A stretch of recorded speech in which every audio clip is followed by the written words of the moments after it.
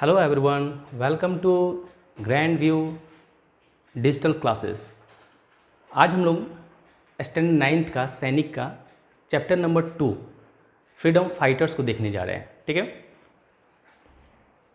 Chapter 2 freedom fighters. यहाँ पर numbers of freedom fighters का नाम दिए गए हैं जो कि आपको पीडीएफ में अवेलेबल करा दिए जाएंगे। आगे हम लोग बढ़ते हैं। सबसे पहले महात्मा गांधी। महात्मा गांधी का पूरा नाम मोहनदास करमचंद गांधी।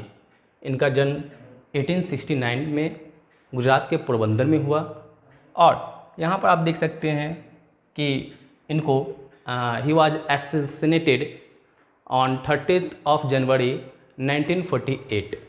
तो 1948 में उनको मार दिया गया। ठीक है, कॉजेज ऑफ डेथ, उनके डेथ का कारण है तो गन शॉट के द्वारा उनको मार दिया गया।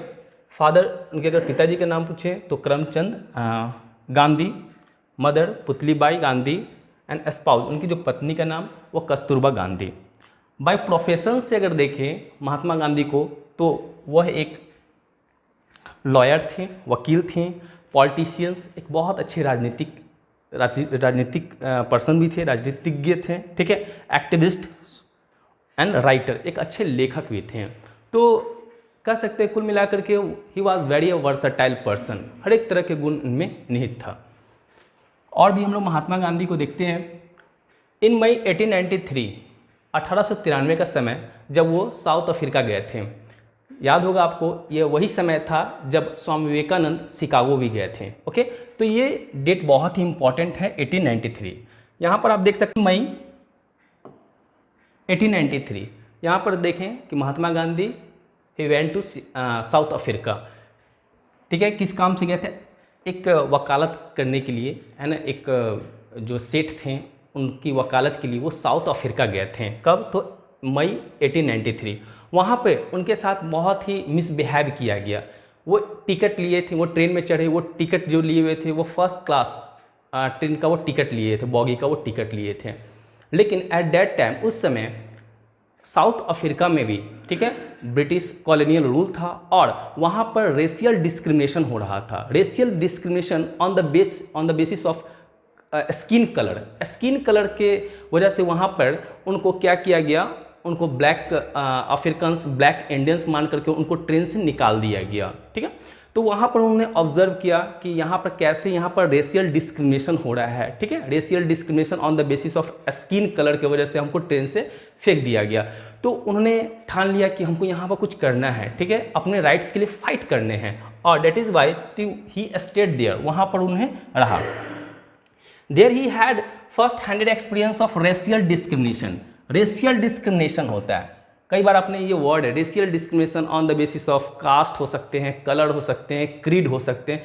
लेकिन साउथ अफ्रीका का केस बहुत ही एक डिफरेंट था। वहाँ पर रेशियल डिस्क्रिमिनेशन हो रहा था, भेदभाव हो रहे थे on the basis of skin colour की वजह से हो रहे थे। वहाँ पर ब्लैक अफ्रीकन्स थे और वाइट पीपल जो थे वो ब्रिटिशर्स थे। और उनके साथ एक चीज़ और आपको जानने की जरूरत है कि उनके साथ ये भी होता था कि जो ब्लैक अफ्रीकन्स होते थे उनको पब्लिक प्लेसेस में जाने का अधिकार, राइट्स नहीं होते थे। वो पार्क नहीं जा सकते थे, वो उस बस में नहीं चढ़ते थे जिस बस में वाइट पीपल्स चढ़ते थे। इसी कारण से महात्मा गांधी को ये नहीं लगता था कि अगर इस बस में हम चढ़ेंगे, इस ट्रेन में चढ़ेंगे तो हमको भी बाहर निकाल दिया जाएगा। ठीक है, तो वैसे ही वो फर्स्ट क्लास टिकट लिए, ठीक है, और वो ट्रेन में चढ़े, जिसके कारण से उनको क्या कर दिया गया, निकाल दिया गया। इन 1915 में, ठीक है, 1950 में महात्मा गांधी रिटर्न बैक होते हैं, इंडिया आते हैं। ही रिटर्न टू इंडिया इन 1915। जनवरी 1915 में इंडिया में वापस आ जाते हैं। देखिए, अब जब 1893 में जब वो साउथ अफ्रीका जाते हैं, 1915 में जब महात्मा गांधी वापस आते हैं, तो अब महात्मा गांधी वो महात्मा गांधी नहीं रहते हैं जो 1893 के रहते हैं। ठीक है, अब उनके अंदर बहुत सारे नए चीज़, एक्सपीरियंस वो अब एक्वायर आ जाता है उनके पास। ठीक है, बहुत ज़्यादा एक्सपीरियंस वो हासिल कर चुके होते हैं। उनको पता हो जाता है कि मूवमेंट को कैसे स्टार्ट करना है, कैसे एग्जीक्यूट करना है और कैसे एंड करना है। यानी पूरे एक्सपीरियंस के साथ महात्मा गांधी ही केम इन जनवरी 1915।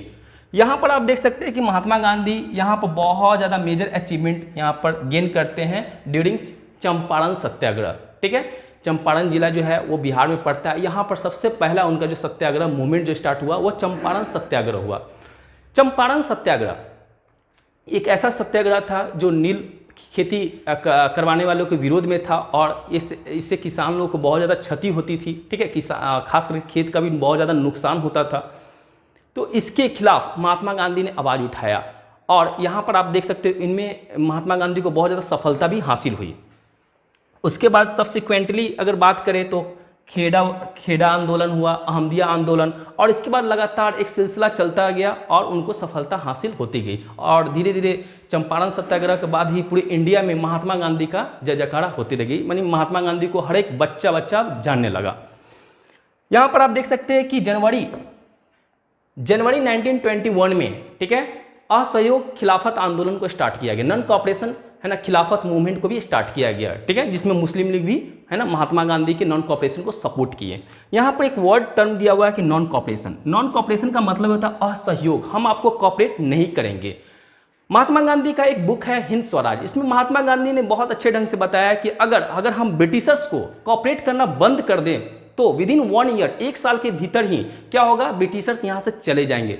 बिकॉज वी आर कॉपरेटिंग, क्योंकि हम लोग क्या कर रहे हैं कि कॉपरेट कर रहे हैं, उनके सामानों को, मैनचेस्टर से बने हुए सामानों को जो इंडियन मार्केट्स में बिक रहे हैं, हम उनके परचेज कर रहे हैं, उनके सामानों को खरीद रहे हैं, उनके सर्विसेज को हम यूज कर रहे हैं, उनके द्वारा बनाए गए स्कूल, कॉलेज, कोर्ट्स, है ना, ये सारे चीज़ों को हम यूज कर रहे हैं, जिसके कारण से वो यहाँ पर सस्टेन कर रही है, वो यहाँ पर सर्वाइव किए हुए हैं। अगर ये सारे चीज़ को अगर हम बाइकआउट कर दें, बहिष्कार कर दें, तो विद इन 1 ईयर, 1 साल के भीतर ही क्या हो जाएंगे, यहाँ से ब्रिटिशर्स चले जाएंगे। ऐसा उनका मानना था, और ये बातें उन्होंने हिंद स्वराज किताब में लिखी।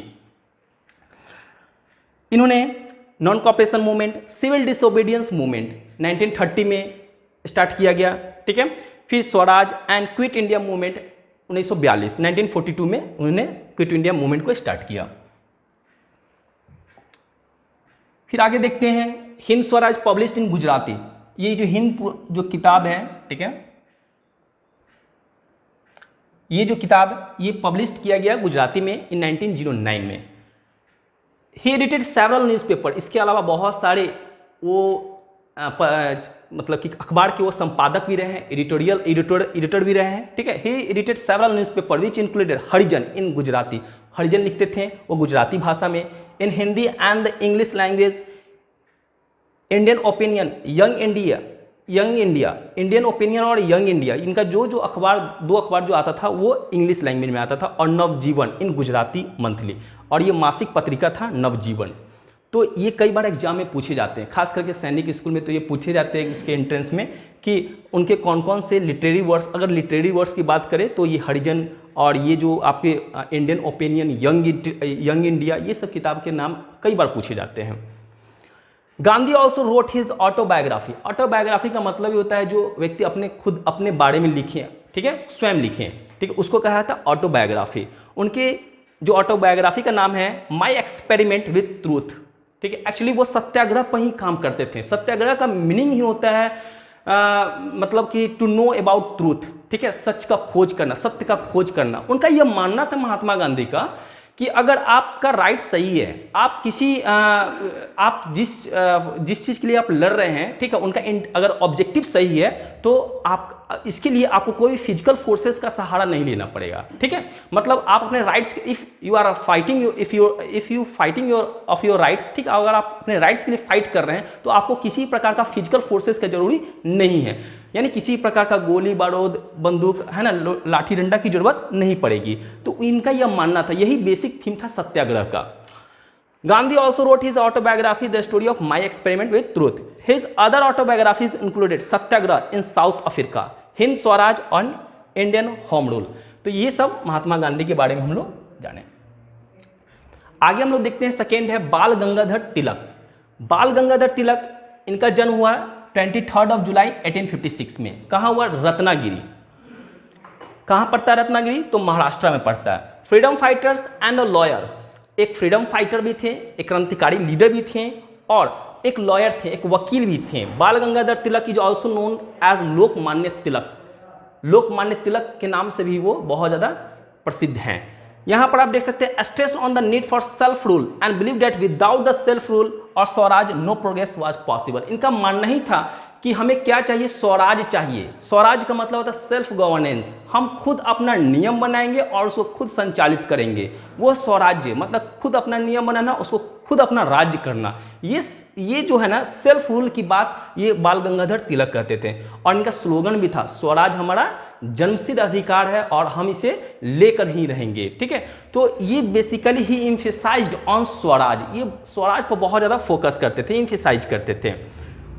इनका बुक है इंडियन अनरेस्ट। देखिए एक बुक है Indian Unrest written by Valentine Chirol. Valentine Chirol एक कह सकते हैं एक ब्रिटिश एक इंग्लिश जर्नलिस्ट है, ठीक, जर्नलिस्ट थी जिन्होंने एक किताब अपनी किताब लिखा। क्या नाम था इसका, Indian unrest.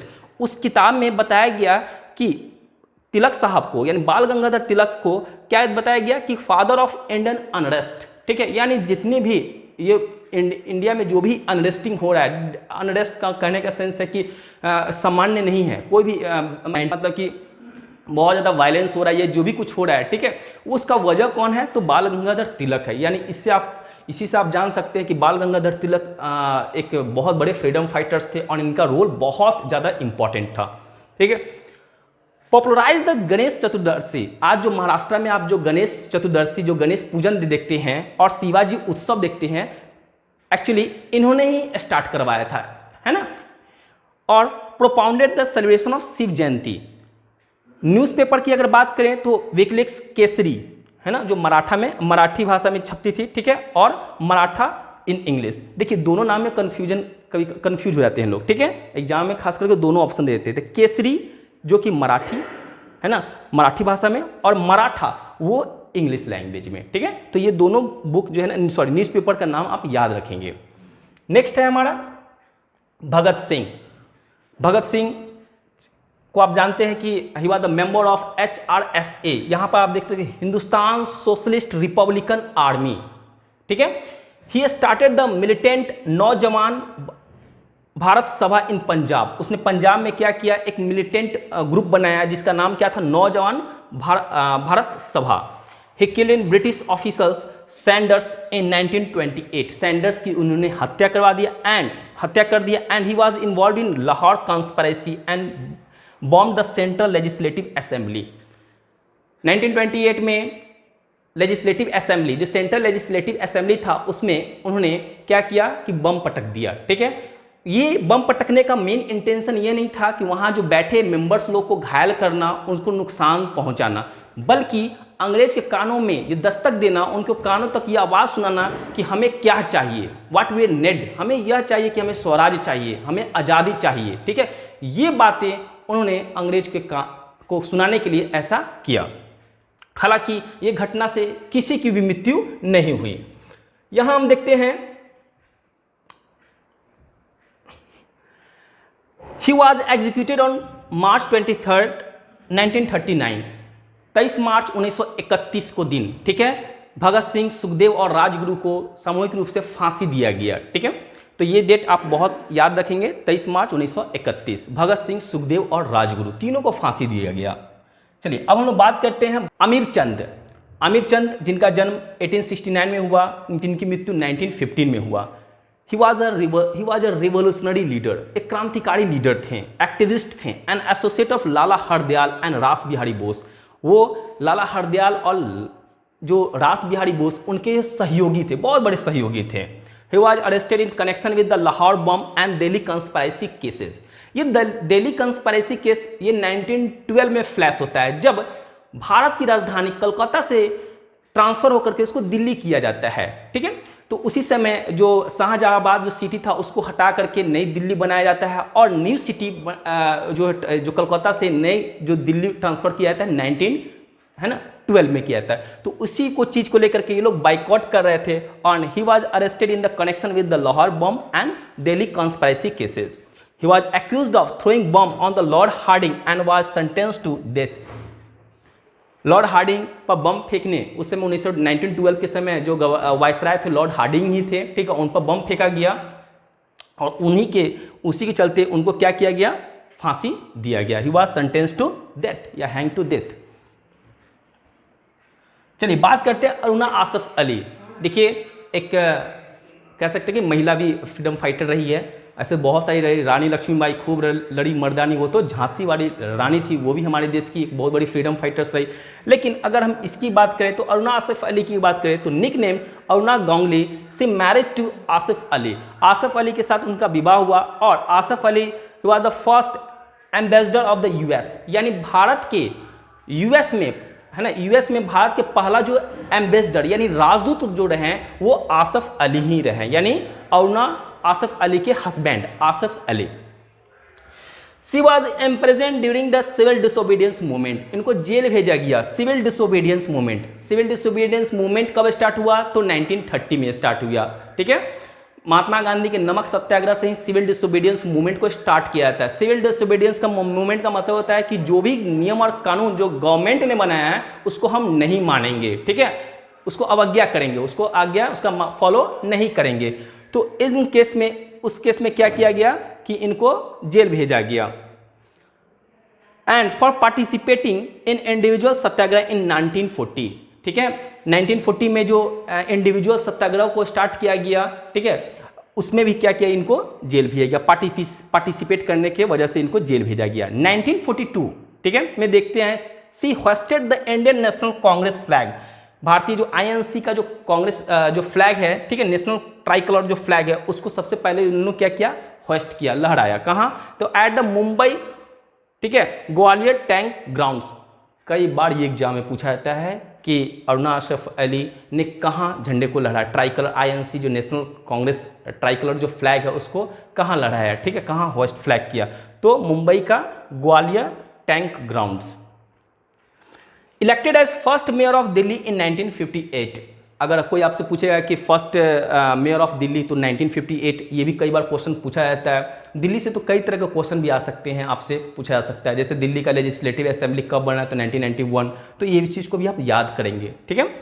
She was awarded the international Lenin prize in 1964, 1964 में उसको international Vladimir Lenin, yes, Vladimir Lenin prize उनको दिया गया। व्लादिमीर लेनिन कहाँ के थे तो एक बहुत बड़े सोशलिस्ट लीडर थे, क्रांतिकारी लीडर थे, कहाँ के तो यूएसएसआर, ठीक है, फॉर्मर नेम ऑफ रसिया, रसिया के व्लादिमीर लेनिन बोल्शेविक पार्टी के वो लीडर थे, ठीक है, जहाँ जिसने रसिया में सोशलिस्ट सोसाइटी का स्थापना किया।